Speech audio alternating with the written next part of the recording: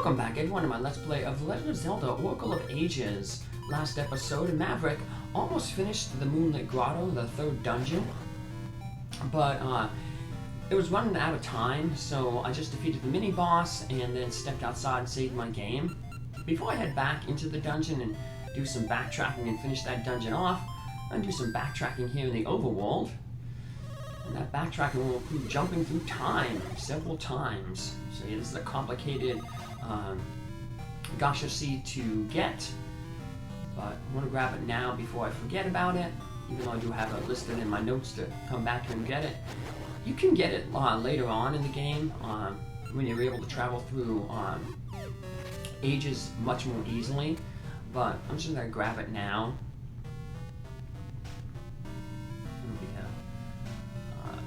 A good way to fill out this episode.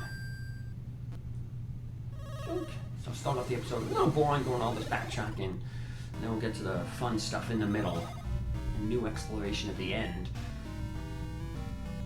So we have to travel to the past, then back to the present here, and then we'll have to go back to the past again, so we can travel to the present to get back to the dungeon, because this island is very convoluted, and it's only through traveling through the different dimensions or the different ages that you can reach the third dungeon. What do we got? Let's check inside. We got another ring. Alright, now we gotta go back to the teleporter in the village, the Tokay village, and then go back to the past, and then that past will take us to a warp on the western side of the isle. We can go back to Dungeon 3, which is exactly what we'll be doing.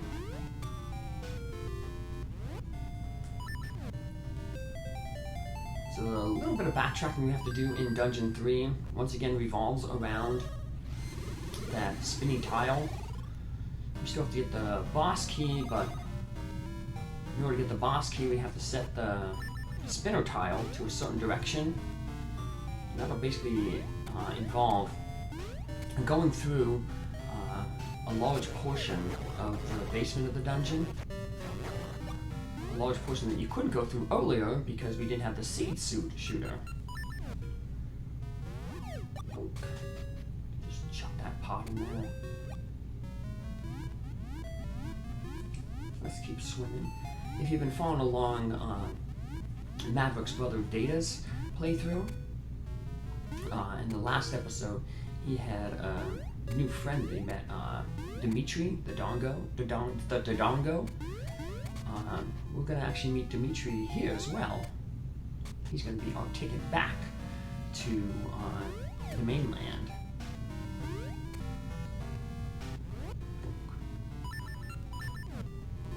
Trusty shovel. And we're back to the present. And then from here, straight shot to the Moonlit Grotto. That's a pretty interesting boss. The bosses here ain't as memorable as the ones in Oracle of Seasons that Data is fighting. That's because those are all like kind of remakes of ones from the original Legend of Zelda. These are all new, basically original bosses. And have more like a puzzly type nature to them, which fits with the puzzle type nature of this game. So we have puzzles. We have another block puzzle here. Gotta make things symmetrical again. So we're gonna have to push that block in the lower right corner, a tile to the left, and then we get us a key. And now we're headed back to the spinner room. And we have to get the spinner to rotate to the right to get to access to the boss key. So now the spinner can go all the way to the right, but we got to make it all the way around to get back to hit that spinner from the top again. And like I said, that'll require going through this section of the dungeon that we haven't been through.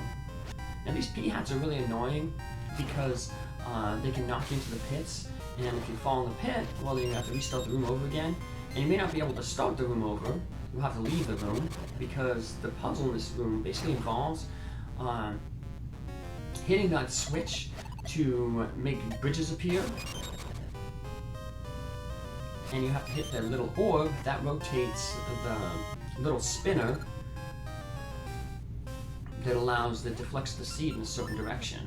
So we have another room like that coming up here. Use the seed splitter to turn it, bounce it. And you'll have to take out the SP hat, bounce, turn the thing again. And we can bounce it again. That changes the bridge. And now we're back to this room. We got that key. As you can see, we can push this block over to the right. And luckily it stays over there. So once we get the boss key, we can just head right back there. A lot of times blocks reset when you go back to the room. But in this case, that block will actually stay where it's supposed to be. So that's really nice. We have another little puzzle here. Once again with the seed shooter. You have to step on this block and turn the things a certain way. One more time. And you have to stay on it because if you step off, then they'll revert back to the normal position. As you can see, you press the A button or whatever button you have the seed shooter assigned to, and before you shoot the seed, you can move your character around. So I can move Data around, or Maverick around, to shoot a certain position. The game was nice when I mentioned when you picked up the seed shooter that you can reflect seeds. So that's your clue how to solve those puzzles. And more importantly, it's a clue on how you're going to beat this boss. Hi-ha! You cannot see who I am, for I am your shadow.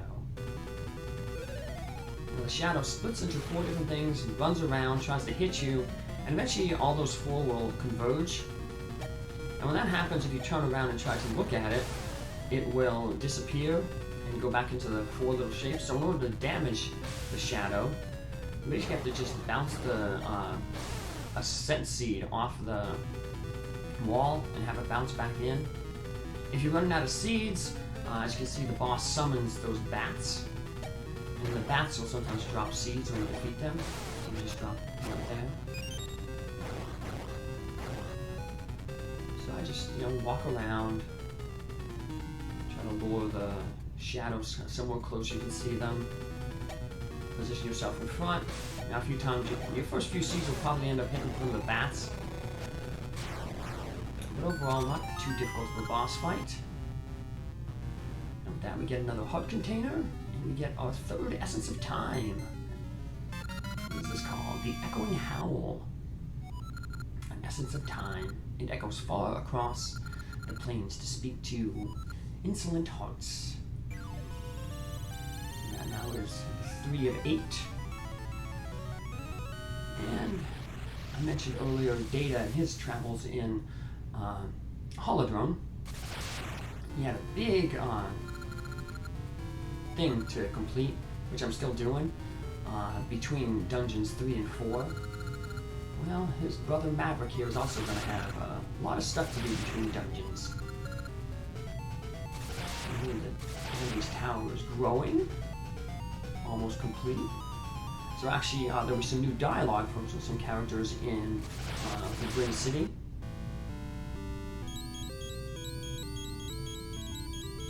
Let's hear what the Mako Tree has to say. Maverick, you have the Echoing Howl. The things are not going well. The Black Tower is nearing completion in the past. Terrible things will happen if you don't hurry. I hear an essence echoing from the peaks northwest of Lina City. Can you go? Absolutely. This is the point where we can choose who our animal companion is going to be.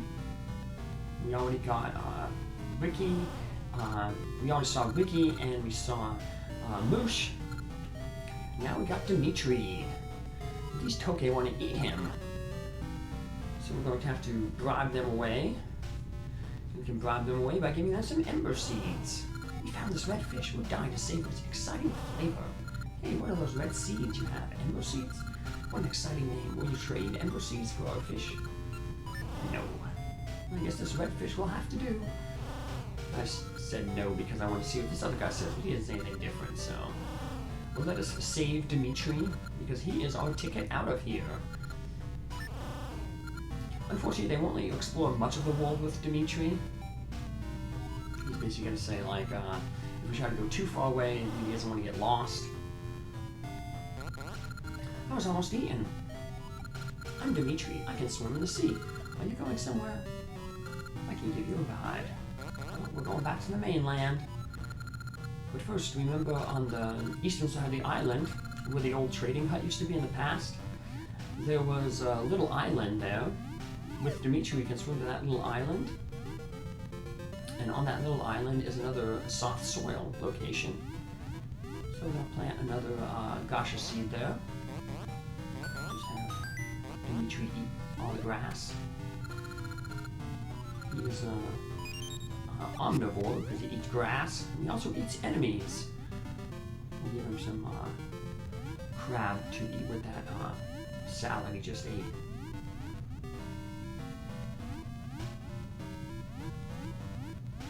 So yeah, you can't take Dimitri too far. I'm going to try to show I will show the boundaries that he can go to.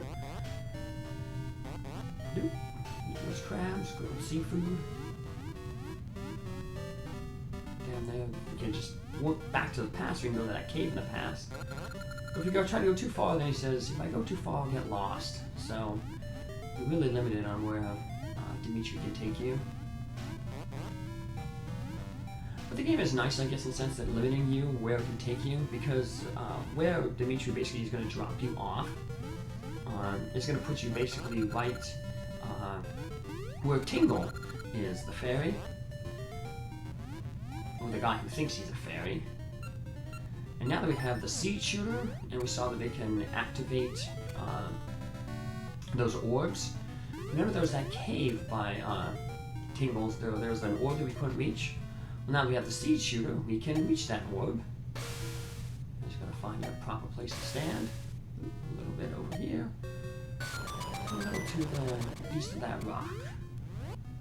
Now this will give us access to Tingle again, which is good because he's going to give us an upgrade. What's this? Look at all the mystic seeds you've gathered. Tingle the fairy can make it so your satchel can carry more seeds, shall I? Absolutely. Very well, then Tingle shall work his magic. Close your eyes. And the only way to get the third seed increase is through a linked game. But now our seed satchel can hold 50 seeds. And the same with data and seasons. The only way to get the max seeds is 99 is to have a linked game with ages. And like I said, once I defeat each individual game, I will do the linked games to basically show everything off. So the changes, the hero quest, and that also helps you get the 100% of the rings, because for some reason you can only get in one game. Speaking of rings, let's see if we can get one from Maple here. Dunk. And there it is, we got a ring right there. Her priority is the gasha seed. You little, I'll remember this. But we got a ring. Nice. 3 of them. So we're going to go to Vashu Jewelers, of course, and get them appraised. As I said, now is the point where you can choose your animal companion. If you want Dimitri, you want to buy this flute right here. Ricky will see, Ricky, you go back into the past, and you go the targeting game, and you get 200 points or more, and that'll get you Ricky's flute. We'll see Ricky when I do the linked version game, because Ricky is my animal companion, or is Data's animal companion in Seasons. If you don't get any of the flutes, then Moosh will be your standard companion in this game.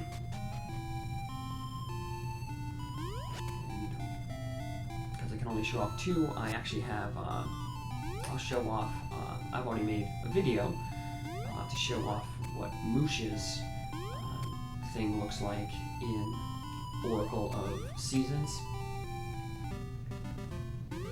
So I'll do a similar thing here. I'll show off what, I'll make a video that shows off what Moosh's area looks like for when I have data come over. And we got the meat, so I'm going to finish off the episode by doing some more trading. So once we cross that bridge over there that I just opened up, that's going to be the section that determines what animal companion you get. So if you like, say you want Dimitri or Ricky, you're going to have to get their flutes now, before you cross that bridge. So let's give this guy his the meat that he's hungry for. He's going to give us a dog mask. Remember, down to the south, there is that lady who has a shy dog. And we're going to give the mask to that dog. You want to do this now because eventually the next trading sequence is going to be in another city that we're going to be heading to between dungeons. So it makes sense to do this right now before we head to the northwest, like the Maker Tree told us. So we got a doggy dumbbell, but there's only one. What's wrong? Well, I only had one to begin with. We'll check in on that a little bit later. But first, we're going to head back to the past. We'll end the episode by picking up that other gasha tree that we planted back in the past. And then, like I said, I'll show you how to get Ricky's flute if you want Ricky the kangaroo to be your animal companion.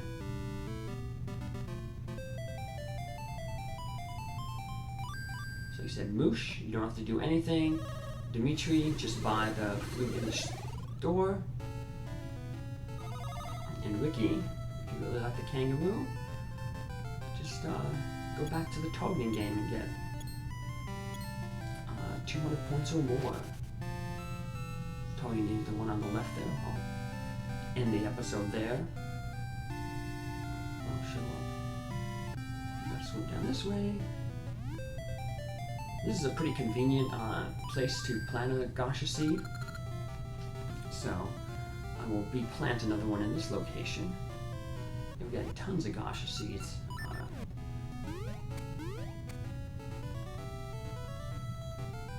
We do a lot of swimming because we're coming back this area later on in the game when we can actually swim without Dimitri in the deep water. So we'll be taking off from like that dock over there. So we'll be coming by here quite often. So it's a good place to take their planting a gasha seed. And now let's head over to the targeting game. Like I said, that's where I'll end the episode. Between episodes, and tomorrow I'll be posting back to Data and his adventures. So I will just off-screen showing what Moosh's area is like. So as I said, the targeting game. Play it if you get 200 or more. Right now, you'll get Ricky's flute. And I'll just shove that off here real quick. And first I'll make my save. Here we go, we just got the... Congratulations, you got a special prize. A strange flute. I scored 280 on the thing, so more than 200. So that's it for this episode. Take care. I'll see you in the next one. Bye.